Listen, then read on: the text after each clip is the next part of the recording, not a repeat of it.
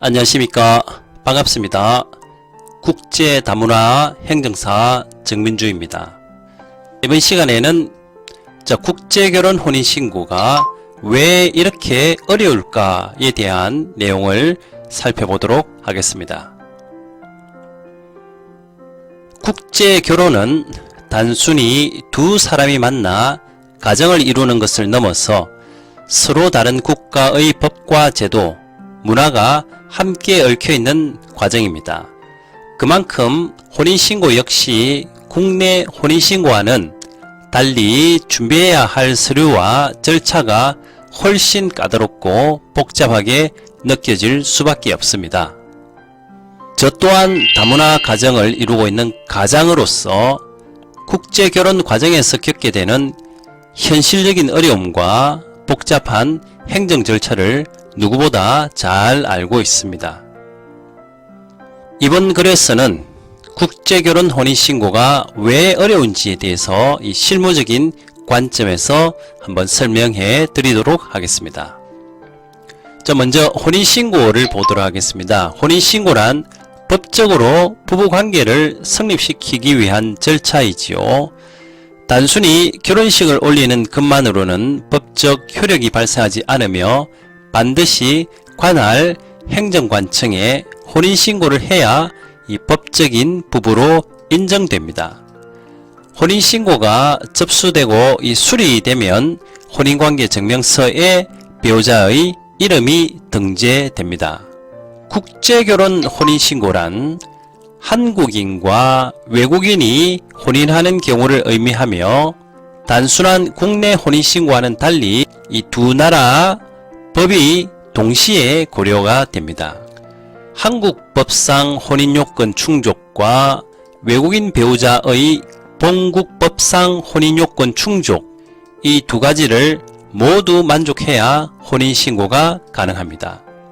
이 과정에서 가장 중요한 것은 이 외국인 배우자의 혼인요건 증명입니다. 국제결혼 혼인신고가 어려운 이유를 보자면 국제결혼 혼인신고는 단순한 서류 제출이 아니라 국가별 법률과 행정 절차가 얽혀있기 때문에 복잡성이 높습니다. 어려운 이유의 첫 번째는 배우자 국가마다 이 외국인 배우자의 국가마다 요구 서류가 다릅니다. 두 번째는 외국인 배우자의 이 미혼 상태, 미혼을 증명하는 방식이 나라별 조금씩 다릅니다.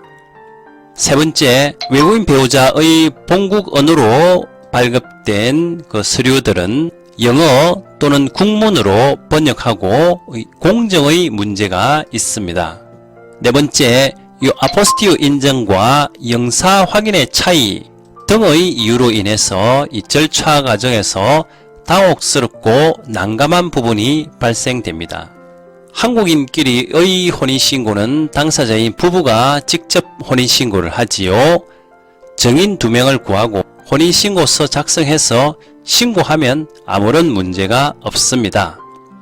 그렇지만 국제결혼의 경우 국가별 서류 차이, 번역 및 공정 문제, 인정 방식 등으로 인해서 예상치 못한 보완 요청이나 반려가 발생하는 경우가 적지 않습니다. 특히 혼인신고 이후에 결혼비자까지 이어지는 과정에서 초기 서류 준비 단계에서부터 방향이 잘못 잡히면 전체 일정이 지연되거나 불허로 이어질 수 있습니다. 따라서 단순한 혼인신고를 넘어서 안정적인 혼인신고와 이 결혼비자까지 연계한 체계적인 진행을 원하신다면 경험이 풍부한 비자 전문 행정사와 함께 진행하시는 것을 권해드립니다. 정민주 국제다문화 행정사는 이 본인의 경험과 다수의 국제결혼 사례 진행 경험을 바탕으로 혼인신고부터 결혼비자까지 안정적으로 도와드리고 있으니 언제든지 편하게 연락 주시기 바랍니다. 이번 시간에는 한국인과 외국인 배우자 간의 국제결혼 혼인신고에 대해서 알아보았습니다. 블로그 포스팅이나 유튜브 영상에 대한 문의가 있으신 분, 외국인과의 국제결혼이나 결혼 비자에 관련된 조언, 상담, 위임을 원하시는 분은 아래의 네이버 톡톡, 카카오톡 채널, 그리고 010-6283-3318로 전화 주시면 제가 친절히 상담해 드리도록 하겠습니다. 이번 시간에는 국제결혼 혼인신고 왜 어려울까 라는 주제로 영상을 만들어 보았습니다. 감사합니다.